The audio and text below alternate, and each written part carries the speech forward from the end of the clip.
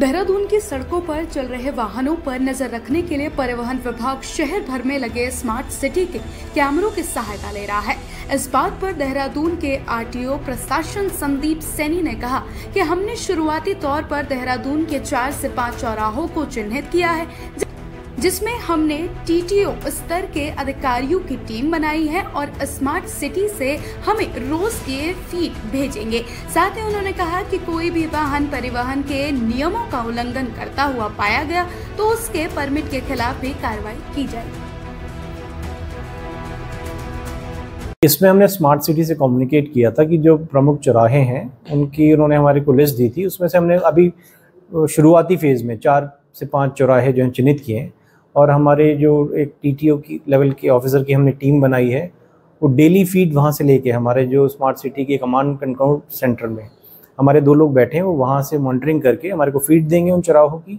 और उसमें से जो विक्रम है, जो स्टेज कैरेज की तरह चल रहे हैं, चौराहों पे सवारी को उतार रहे हैं, बिठा रहे हैं, जिससे ट्रैफिक जाम भी लग जाता है कई बार।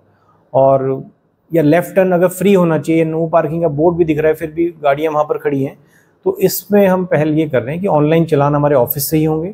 और अगर कोई कंटिन्यूसली वायलेट करेगा इस गाड़ी को, क्योंकि कमर्शियल गाड़ियाँ डेली उनको पैसेंजर गाड़ियों को रोड पे वहीं चलना है, क्योंकि चलान में हमारे को ऑनलाइन चलान में ये भी पता चल जाता है कि इस गाड़ी का कितनी बार चलान हुआ है।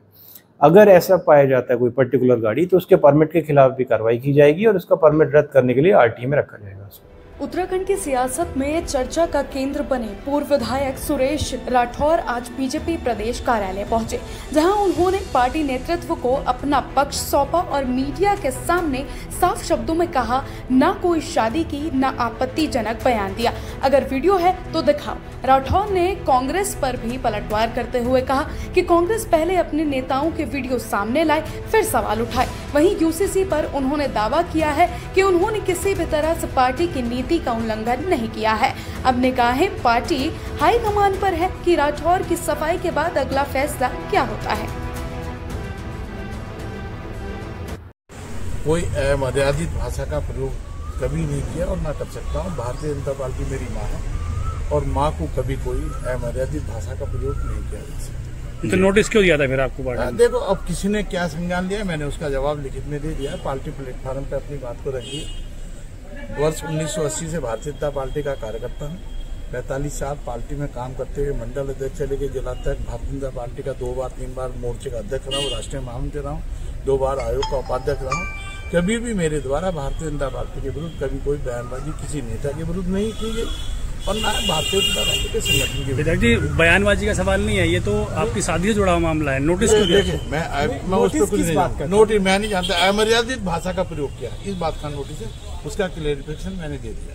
लेकिन कांग्रेस वीडियो वायरल कर रही है, वीडियो वायरल को लेकर विपक्ष अगर वीडियो जारी करना तो नरेंद्र तिवारी के करें, हरीश सिंह रावत के करें, अपना हरीश रावत जी के करें, अब उनके करें जो उनके लोग हैं। क्या करें? कांग्रेस ये भी कह रही है ना कि यूसीसी के नियमों की धज्जियां भी उड़ाई गई है। कैसे मैं यूसीसी के नियमों की मैं किसी नियम की और उसकी बात ही नहीं कर रहा। मेरे को इस तरह का नोटिस ही कोई नहीं है। नहीं, हिंदू धर्म में क्या 2 शादी करना ठीक है? मेरे को नोटिस ही नहीं। तो यूसीसी लेकर के आई उसका मैं कुछ कौन सी बात? यूसीसी को आप जानते नहीं। जो महिला कह रही है 2024 की बात कर रही है और यूसीसी 22 की बात कर रही है और यूसीसी 27 जनवरी 2025 को लागू हुई है। नहीं, ये सब निराधार। एक और चीज जो कह रही है कि हिंदू धर्म में जो है 2 शादियों की तो है ही नहीं, आप दूसरी मैंने कहा आपने क्या आपने फेरे फेरते हुए देखा क्या? वरमाला डालते हुए देखा क्या? सिंदूर लगाते हुए देखा क्या?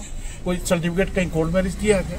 नहीं, आपने प्रेस कॉन्फ्रेंस करके बकायदा बोला था। मैंने कहा वो जीत गई, मैं हार गया। जो शादी नहीं किया आपने? मैं शादी की कोई बात नहीं कर रहा। शादी नहीं किया आपने? मैं वो जीत गई, मैं हार गया। वो क्या जीत कर रही है? वो फिल्म अभिनेत्री हैं और जिस फिल्म की बात करती हैं, जो बाल वाले चित्र की बात करती हैं, मैंने वो क्लेरिफिकेशन भी दे दिया। कहो तो मैं आपको दे दूं, मेरे पास सर्टिफिकेट है। भाभी जी विधायक का वो सीन था, बेकार में मीडिया के द्वारा गलत। वही इंदौर की 8 महिला यात्रियों को बेहोश कर लूटने वाले 2 शातिर अपराधियों को जीआरपी देहरादून ने गिरफ्तार कर लिया है। कप्तान तृप्ति भट्ट के निर्देशन में हुई इस कार्रवाई में प्रताप सिंह और किशन यादव को रेलवे स्टेशन ऋषिकेश से पकड़ा गया। दोनों आरोपियों ने महिलाओं को कोल्ड ड्रिंक में नशीला पदार्थ पिलाकर बेहोश किया और उनके जेवर, मोबाइल व नकदी लूट ली। महिलाएं हजरत निजामुद्दीन स्टेशन पर बेहोशी की हालत में मिली, जहां जीआरपी दिल्ली ने इलाज कराकर दर्ज की। देहरादून पुलिस ने सीसीटीवी और तकनीकी साक्ष्यों के आधार पर आरोपियों को गिरफ्तार कर उनके पास से रुपए और नशीली गोलियां बरामद की। कप्तान तृप्ति भट्ट ने टीम की सराहना करते हुए कहा कि असामाजिक तत्वों पर कार्रवाई जारी रहेगी। बड़ा चैलेंजिंग क्राइम रहता है रेलवे पुलिस के लिए और एक बहुत सफलता जीआरपी देहरादून को मिली है, जिसमें इंदौर मध्य प्रदेश से आई हुई 8 महिलाओं को इस जहर खुरानी गिरोह ने अपना निशाना बनाया था। इन महिलाओं के मंगलसूत्र, कुछ कैश और मोबाइल फ़ोन्स इनके द्वारा कोल्ड ड्रिंक में नशीला पदार्थ मिला के इन महिलाओं को पिला के ये सारी वारदात को अंजाम दिया गया था। ये जो महिलाएं हैं इनके द्वारा हज़रत निज़ामुद्दीन स्टेशन में 0 FIR लिखवाई गई। जैसे ये लोग होश में आए और ये मुकदमा 0 में पंजीकृत होकर फिर हमें ट्रांसफ़र हुआ। काफ़ी टेक्निकल सर्वेलेंस और मैनुअल इंटेलिजेंस और जो महिलाओं के द्वारा हुलिया बताया गया था, सीसीटीवी फुटेज का अवलोकन, काफ़ी गहन मेहनत के बाद हमारी टीम को सफलता मिली, जिसमें 2 लोग प्रताप सिंह और किशन सिंह 2 अभियुक्त हमारे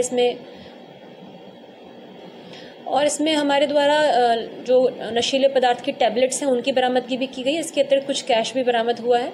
महिलाओं के द्वारा इनकी शिनाख्त की गई है और जो टीम है उसको हमारे द्वारा 5,000 रुपये का नकद इनाम पुरस्कृत किए जाने की घोषणा की जाती है।